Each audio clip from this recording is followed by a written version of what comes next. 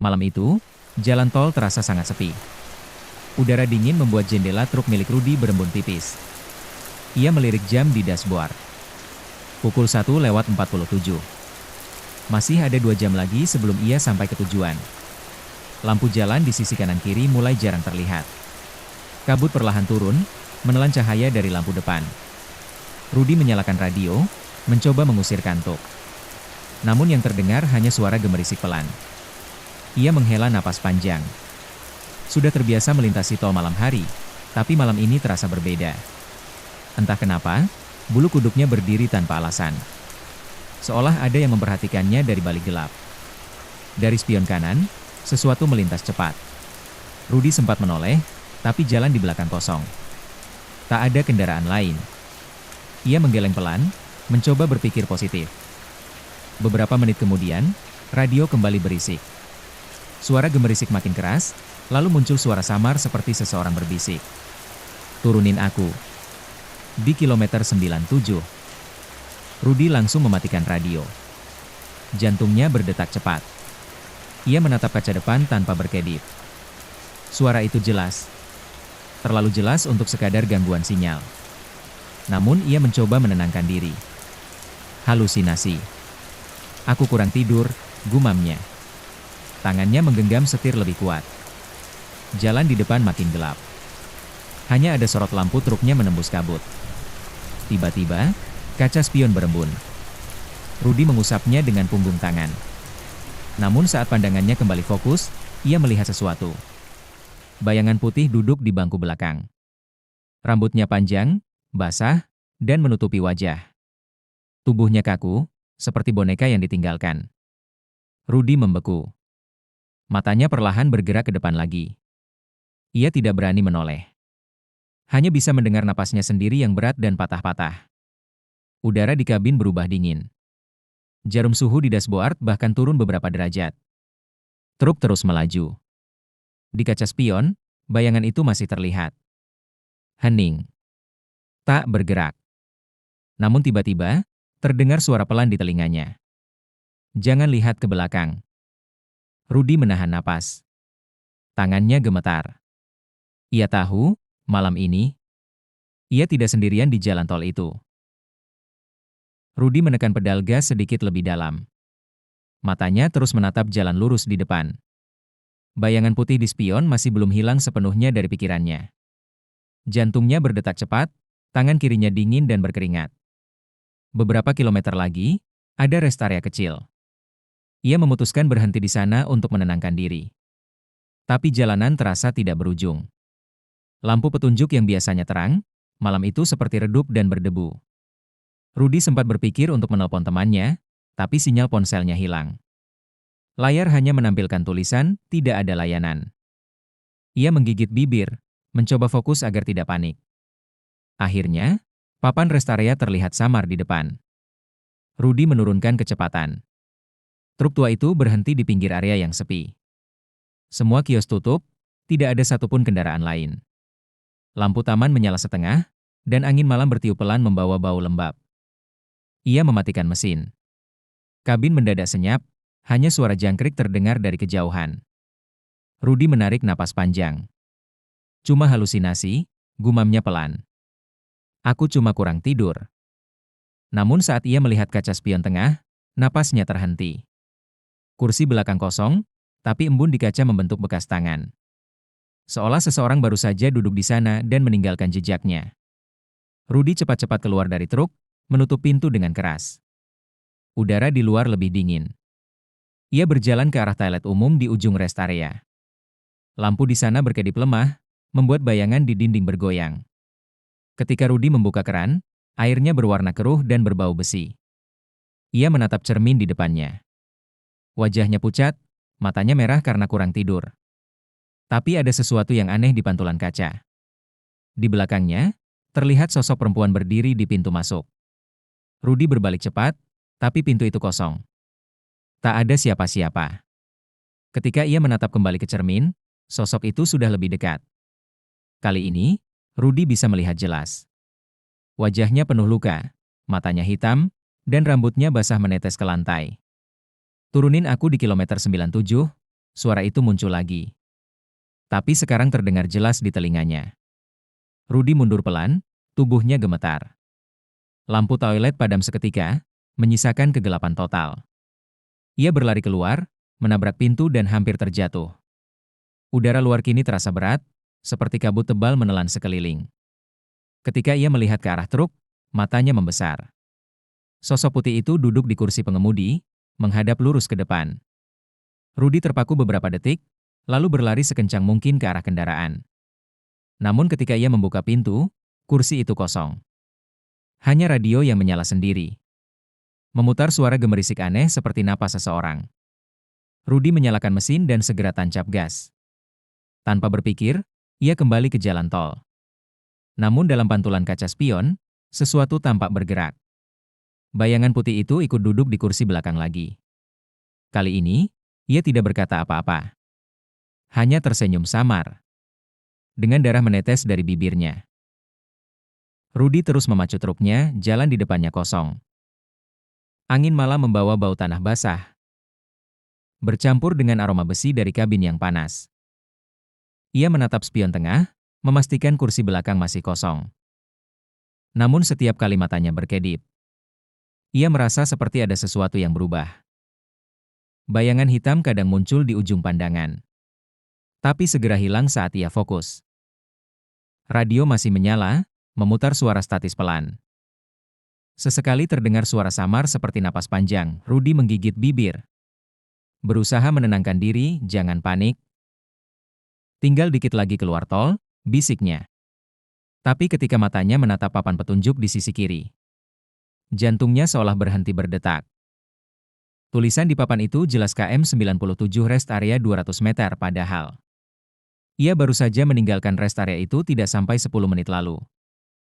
Tangannya gemetar di atas setir. Gak mungkin, aku udah lewat tempat itu. Ia memperlambat laju truk. Jalanan di depan gelap dan sepi, namun perlahan.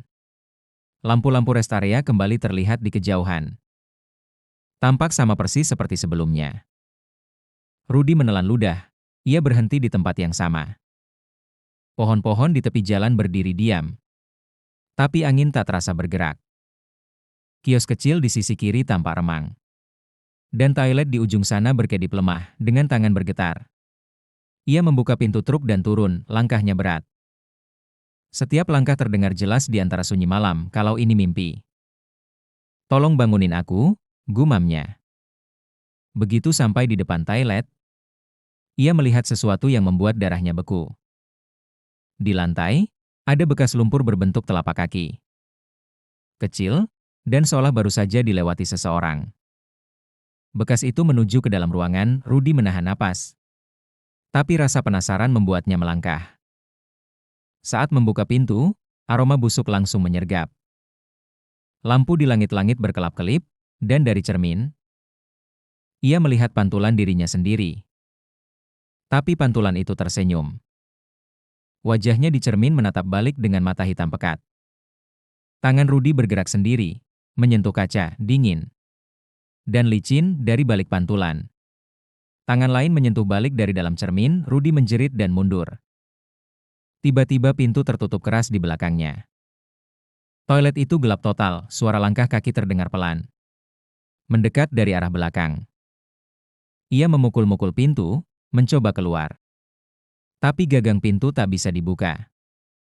Langkah itu berhenti tepat di belakangnya. Udara berubah dingin seperti es.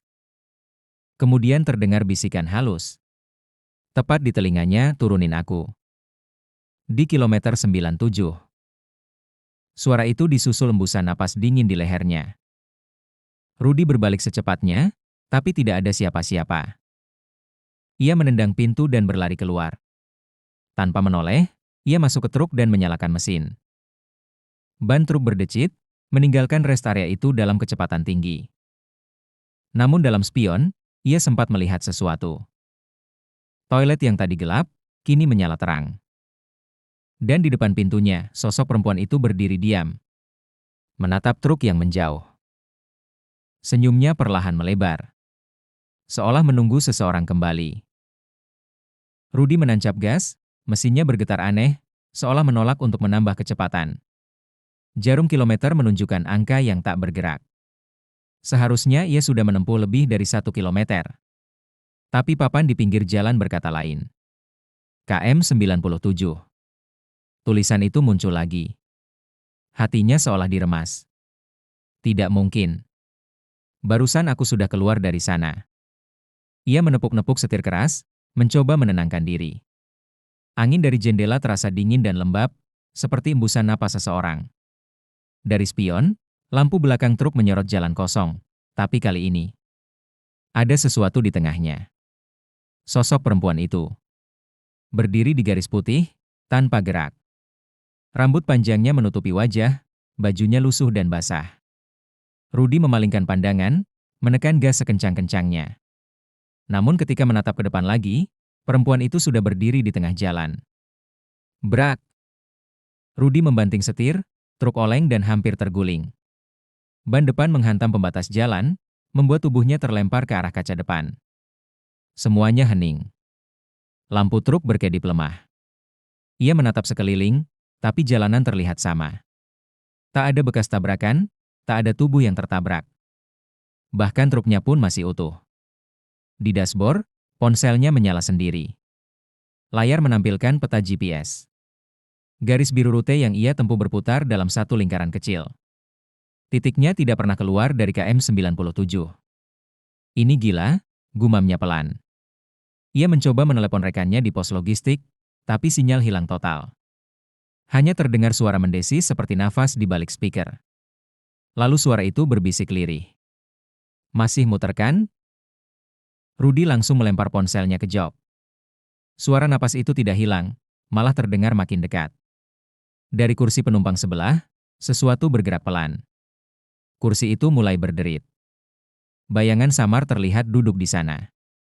Rudy memejamkan mata, tapi suara itu berbisik lagi, kali ini jelas di telinganya. Turunin aku. Di kilometer 97. Tangannya gemetar. Ia menoleh perlahan, dan di sana, sosok perempuan itu duduk diam. Kepalanya menunduk, rambutnya menutupi wajah. Baju putihnya kotor penuh tanah. Dan air menetes dari ujung jarinya ke lantai kabin. Pergi. Jangan ganggu aku, kata Rudy gemetar. Tapi perempuan itu tidak bergerak. Matanya perlahan terangkat, menatap lurus ke arah Rudy. Dan saat mulutnya terbuka, suara aneh keluar. Bukan suara manusia, tapi seperti seruan dari dalam air. Kata-katanya berulang-ulang, dengan nada datar. Turunin aku. Di kilometer 97. Rudy tak tahan lagi. Ia menekan rem, berhenti di pinggir jalan, dan membuka pintu. Namun saat menoleh ke kursi penumpang, perempuan itu sudah tidak ada. Yang tersisa hanya air yang terus menetes dari jok. Ia keluar, menatap sekeliling. Sunyi. Gelap. Dan di kejauhan, papan tanda itu berdiri lagi. KM 97. Tulisan itu kini tampak retak, seperti bekas terbakar. Rudy berdiri mematung. Entah kenapa, kali ini ia tahu, meskipun ia berkendara sejauh apapun, ia akan tetap kembali ke tempat yang sama. Langit mulai memudar. Kabut tebal menggantung di atas jalan tol. Menelan suara mesin truk yang pelan menyala lagi. Rudy tidak tahu sudah berapa lama dia di sana. Jam tangannya berhenti di pukul 23.59. Ia menatap papan penunjuk yang kini retak.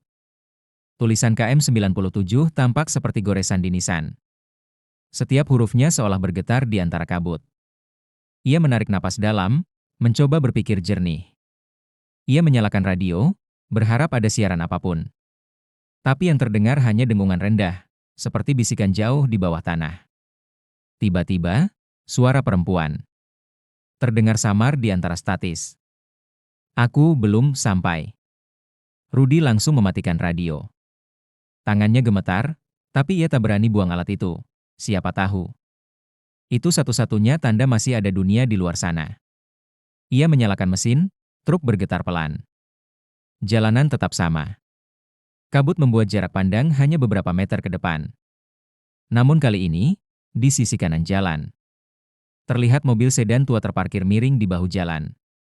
Mobil itu rusak parah, pintunya penyok, dan kaca depannya pecah. Lampu hazard masih menyala redup, seperti baru ditinggalkan seseorang. Rudy menepi, turun dengan hati-hati. Udara terasa dingin dan bau logam memenuhi hidungnya. Di dalam mobil, kursi depan penuh bercak darah kering. Tas tangan perempuan tergeletak di lantai, masih utuh. Ia mengambil dompet dari dalamnya. KTP di dalamnya membuat jantung Rudy berhenti sejenak. Nama, Sinta Ramadhani. Tempat kejadian, KM 97. Tanggal meninggal, 2 tahun lalu. Rudy menatap sekeliling, tapi kabut semakin pekat. Angin tiba-tiba bertiup kencang, membuat pintu mobil terbanting keras. Suara perempuan itu terdengar lagi, kali ini sangat dekat. Turunin aku. Di kilometer 97. Suara itu datang dari belakang mobil. Rudy menoleh perlahan, dan matanya membelalak. Sosok Sinta berdiri di sana, tubuhnya pucat dengan luka di pelipis. Mas, suaranya pelan, nyaris tak terdengar. Rudy tak bisa bergerak. Sinta melangkah satu langkah ke depan. Dan setiap langkahnya meninggalkan jejak air di aspal. Aku cuma mau pulang. Pulang kemana? Suara Rudy bergetar. Sinta menatap lurus ke matanya. Rumahku di seberang tol. Tapi aku gak pernah nyampe. Rudy menelan ludah. Ia sadar, ini bukan arwah yang marah. Ini arwah yang tersesat. Sinta melangkah makin dekat, wajahnya kini jelas di bawah lampu truk. Tapi sesuatu berubah. Bayangan hitam muncul di belakangnya, tinggi dan gelap. Seperti kabut hidup yang menelan cahaya. Sinta menatap ke belakang, lalu menjerit tanpa suara. Dalam sekejap, tubuhnya ditarik ke kegelapan itu dan hilang. Rudy menatap kosong ke tempat Sinta berdiri tadi. Air mata menetes tanpa sadar. Hanya tinggal tas tangan yang tergeletak di tanah. Basah oleh air hujan yang tiba-tiba turun. Ia berlari kembali ke truk, menyalakan mesin secepat mungkin. Namun sebelum pergi, ia menatap ke kaca spion. Di kursi penumpang, tas Sinta sudah ada di sana. Dan di sampingnya. Bayangan hitam itu duduk diam, memandang ke arah Rudy tanpa wajah. Hujan terus turun, pandangan Rudy kabur. Ia mencoba fokus pada jalan. Namun setiap kali ia melewati marka putih di aspal. Rasanya seperti melewati tempat yang sama berulang-ulang. Matanya lelah, pikirannya kacau.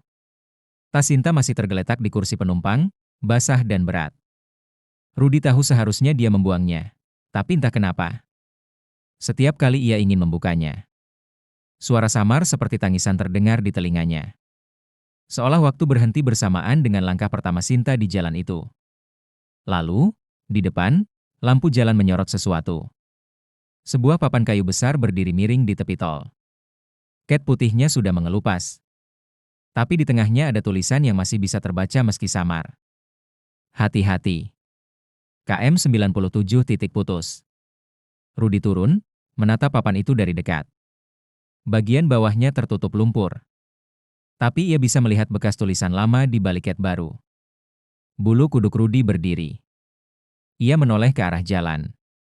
Dan di sana, di tengah kabut, ia melihat bayangan lain. Sebuah truk besar, mirip miliknya.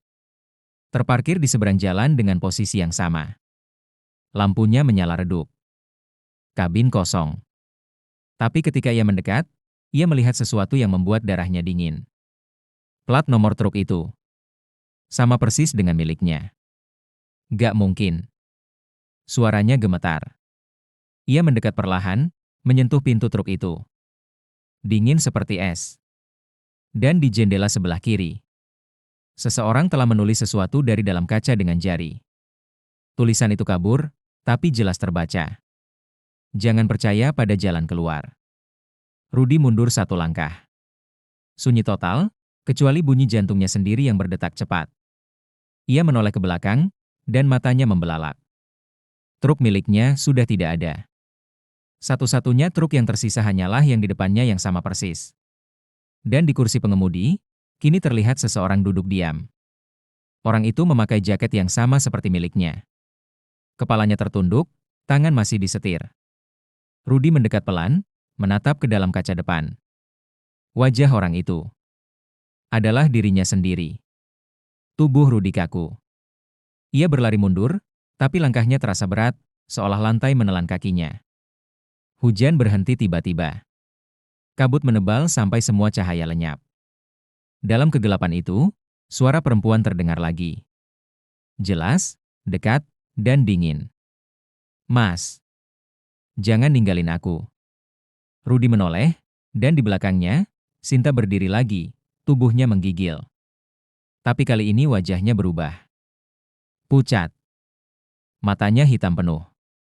Tangannya terangkat, menunjuk lurus ke jalan di depan. Di sana, papan kayu yang tadi ia baca kini berubah warna. Tulisan baru muncul dengan darah yang menetes pelan. Yang berhenti. Tidak akan keluar. Rudi mencoba berlari, tapi tubuhnya tak bisa digerakkan. Sinta mendekat, wajahnya hanya beberapa sentimeter darinya. Bisikannya terdengar di telinga Rudi. "Mas, gantian kamu yang antar aku pulang." Ia menjerit, tapi suara itu tak keluar. Semua menjadi gelap. Dan ketika matanya terbuka lagi, ia sudah duduk di kursi pengemudi. Mesin truk menyala. Jam menunjukkan pukul 23.59. Rudi duduk diam di kursinya, napas tersengal. Ia menoleh ke kanan. Jalan tol membentang lurus tanpa ujung, tapi semua terasa sama. Setiap beberapa menit, papan petunjuk yang sama akan muncul kembali. KM 97 rest area 200 meter. Berarti, aku masih di sini, gumam Rudi pelan. Keringat dingin mengalir di pelipisnya.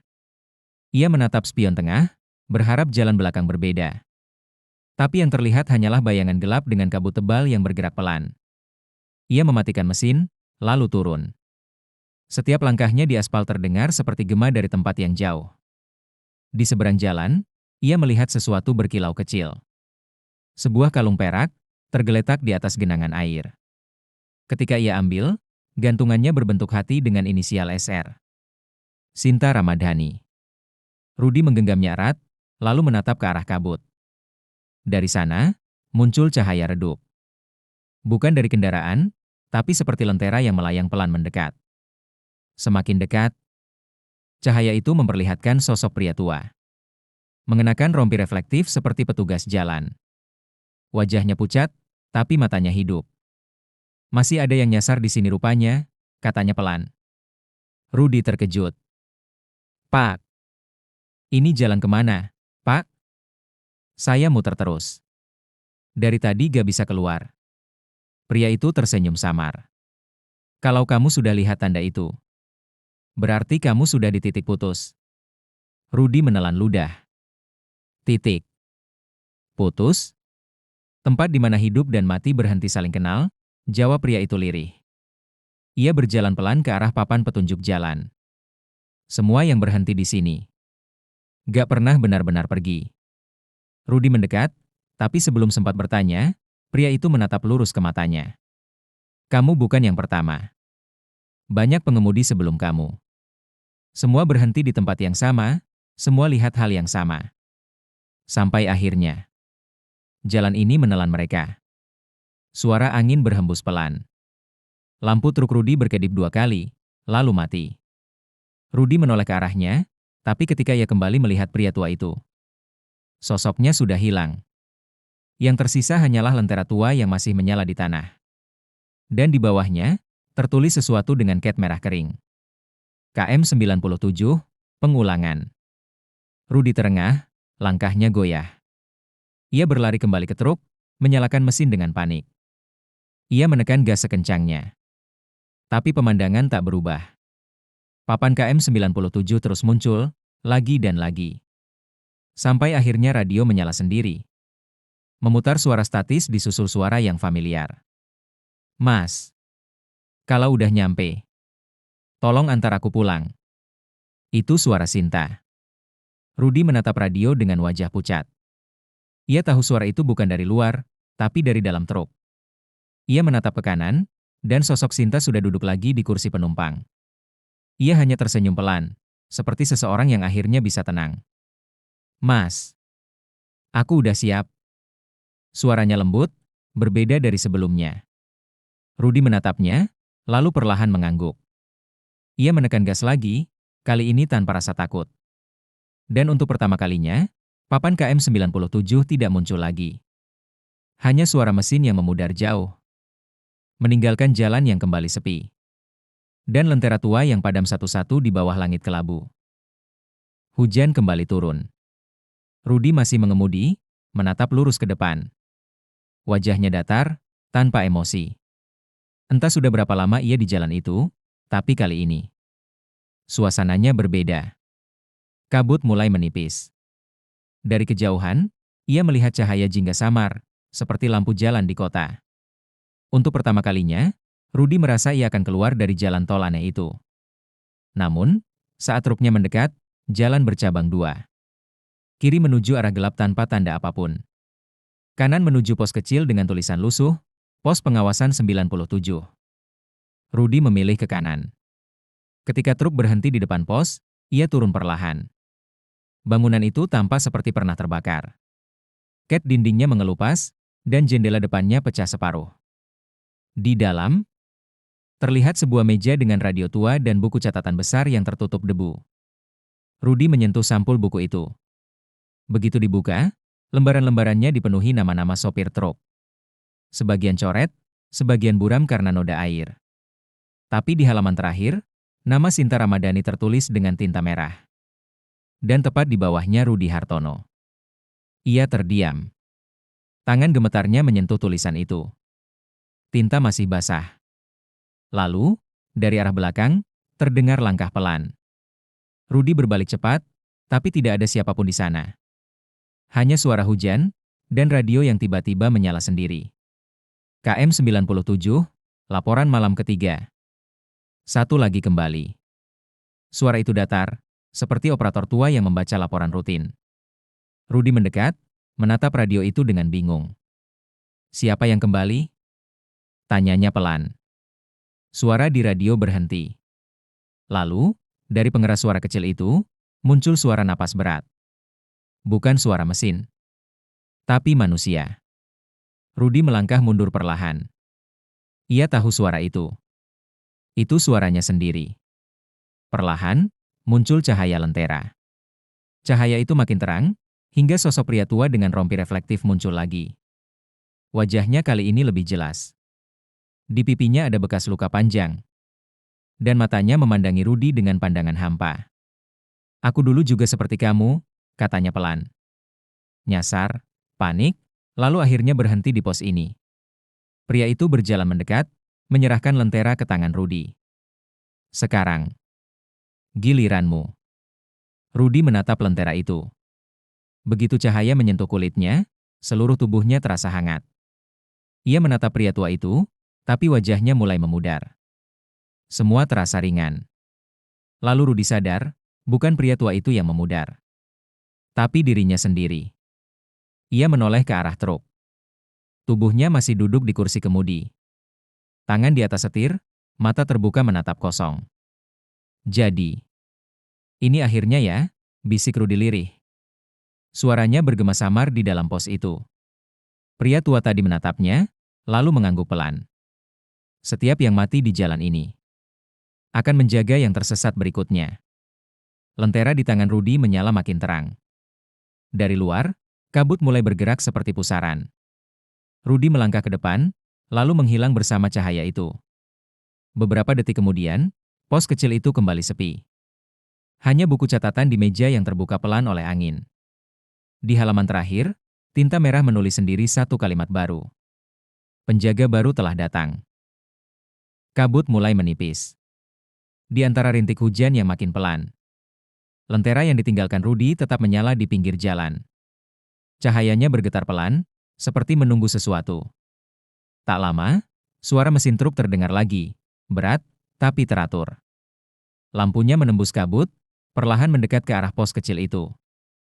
Truk itu berhenti tepat di depan lentera. Sopirnya turun dengan wajah kelelahan. Namanya Darman, sopir lintas Jawa yang baru pertama kali lewat jalur ini. Ia memegang map pengiriman, tapi anehnya, tak ada tanda jalan yang sesuai di peta digitalnya. Aneh, gumamnya. Tadi masih di KM 70, kok sekarang udah 97? Ia melangkah ke pos pengawasan itu. Bangunan yang tampak kosong menyambutnya dengan bau lembab dan suara radio yang samar. Ia memeriksa meja, lalu menemukan buku besar terbuka di sana. Halaman terakhir masih basah oleh tinta merah. Tulisan di sana menampilkan satu kalimat. Penjaga baru telah datang. Darman mengerutkan kening. Penjaga apa maksudnya? Katanya pelan. Begitu ia menutup buku itu, lentera di luar tiba-tiba padam. Ruangan mendadak gelap total. Hanya suara hujan dan napasnya sendiri yang terdengar. Kemudian, dari sisi kanan pos, muncul cahaya samar. Cahaya itu seperti berasal dari lentera yang sama, tapi kini dipegang seseorang. Sosok itu berjalan pelan, melewati kabut, mengenakan rompi reflektif kotor. Wajahnya tak asing bagi Darman. Ia menelan ludah pelan. "Rudy?" bisiknya. Sosok itu menatapnya tanpa ekspresi. Lalu suara berat keluar dari mulutnya, datar tapi menggema di ruang sempit itu. Jalan ini tidak boleh kosong. Seseorang harus tetap berjaga. Darman mundur satu langkah. "Gak ngerti maksudmu apa, Ruth? Aku cuma mau keluar dari sini." Rudy mendekat, cahaya lentera memantul di matanya yang kosong. "Kalau kau ingin keluar, gantikan aku dulu," ucapnya pelan. Setelah itu, baru jalan akan membuka dirinya. Tiba-tiba radio di meja menyala keras. Suara operator tua kembali terdengar. Laporan malam keempat. 2 jiwa dalam satu garis. Darman menutup telinganya, tapi suara itu terus bergema. Lampu di langit-langit berkelap-kelip, lalu mati. Ketika ia membuka mata, pos itu sudah kosong. Hanya lentera yang kini menyala di tangannya sendiri. Hujan berhenti. Kabut menyingkir. Dan dari kejauhan, jalan tol itu kembali tampak panjang, seperti tak berujung. Darman menatap lentera itu. Cahaya kecilnya bergetar lembut, lalu api di dalamnya membentuk bayangan wajah Rudy. Ia berbisik pelan, "Sekarang giliranmu." Darman berbalik menuju truknya. Namun ketika ia menatap kaca spion, kursi sopir sudah terisi. Seseorang sedang duduk di sana, tersenyum samar. Dan di radio, suara operator bergema lagi. KM97. Masih aktif. Penjaga baru. Telah diterima. Hujan berhenti malam itu. Udara di luar pos terasa dingin dan terlalu sunyi untuk jalan tol yang seharusnya ramai. Darman berdiri memandangi lentera di tangannya. Api kecil di dalamnya bergetar lembut, seperti bernapas. Cahaya itu menuntunnya keluar menuju jalur utama yang kosong. Tak ada satupun kendaraan lewat. Ia berjalan perlahan. Setiap langkah terasa sama. Pohon di sisi jalan tampak identik. Papan jarak pun terus menampilkan angka yang sama, KM97. Darman berhenti, menatap tanda itu lama-lama. "Kenapa masih di sini?" gumamnya. Ia mencoba menyalakan truk, tapi mesin hanya berdengung sebentar lalu mati. Saat ia menatap kaca depan, lentera di luar berpindah sendiri. Sekarang cahayanya berada di tengah jalan. Pelan-pelan Darman turun dan mendekat. Cahaya itu berubah menjadi siluet manusia, samar dan banyak. Di antara mereka, satu sosok paling depan tampak jelas, Rudy. Darman mematung. "Rudy, itu kamu?" Suaranya bergetar. Sosok itu menatapnya kosong. Suara berat keluar dari mulutnya, menggema pelan. "Jalan ini tak punya akhir, Darman. Hanya yang tersesat yang bisa menjaganya." Darman mundur, menatap sekeliling. Kabut menebal, dan bayangan-bayangan lain muncul. Mereka mengenakan rompi truk, wajahnya buram. Sebagian seperti basah oleh hujan yang tak berhenti. Bisikan pelan terdengar dari segala arah, membuat dadanya sesak. "Berapa lama kalian di sini?" serunya. Rudy tidak menjawab. Ia mengangkat lentera tinggi-tinggi. Cahayanya membesar, menelan seluruh kabut. Dalam sekejap, Darman melihat dirinya dikelilingi truk-truk rusak dan berkarat. Beberapa masih menyala, tapi tanpa sopir. Dari dalam kabin, radio-radio tua menyala bersamaan. KM97, suara operator bergema. "Laporan malam ini, tidak ada yang kembali." Darman berlari ke salah satu truk. Ia membuka pintunya, dan membeku. Di kursi sopir, duduk seseorang yang mirip dirinya sendiri. Mata sosok itu kosong, bibirnya bergerak pelan. Sekarang, kau yang akan menjaga jalan ini. Tangan Darman bergetar. Lentera di genggamannya menyala makin terang. Lalu api di dalamnya menyelimuti tubuhnya perlahan. Tak ada rasa sakit, hanya kehangatan aneh yang menelan semuanya. Beberapa saat kemudian, jalan kembali sepi. Truk Darman masih di sana, pintu terbuka. Dan di pinggir jalan, lentera kecil kini menyala, satu lagi. Radio di pos hidup kembali. Suara operator tua terdengar pelan, seperti membaca laporan biasa. KM-97 tetap aktif. Penjaga baru telah diterima. Dari kejauhan, suara mesin truk lain mulai terdengar lagi. Sorot lampunya menembus kabut, perlahan mendekat ke arah pos. Dan lentera di pinggir jalan kembali bergoyang. Menandakan giliran berikutnya dimulai. Pagi datang tanpa matahari. Kabut masih menggantung rendah di atas jalan tol itu. Pos pengawasan 97 tampak lebih tua dari semalam. Catnya mengelupas, dan pintunya terbuka setengah. Di dalam, radio tua menyala sendiri, menyiarkan suara gemerisik yang monoton. Buku catatan di atas meja terbuka. Halaman terakhirnya bergetar pelan tertiup angin. Di bawah tulisan, penjaga baru telah diterima. Tinta merah mulai menulis sendiri kalimat baru. Laporan akhir belum selesai. Tiba-tiba, suara sepatu berat terdengar di luar. Langkahnya lambat tapi pasti. Sesosok pria berseragam petugas jalan muncul dari balik kabut. Membawa kamera dan peta lokasi. Namanya Surya, anggota patroli tol yang menerima laporan aneh semalam. Tentang lampu truk yang berhenti di KM 97 tapi tak pernah keluar lagi. Ia menyalakan radio di bahunya. Pusat, ini unit 3.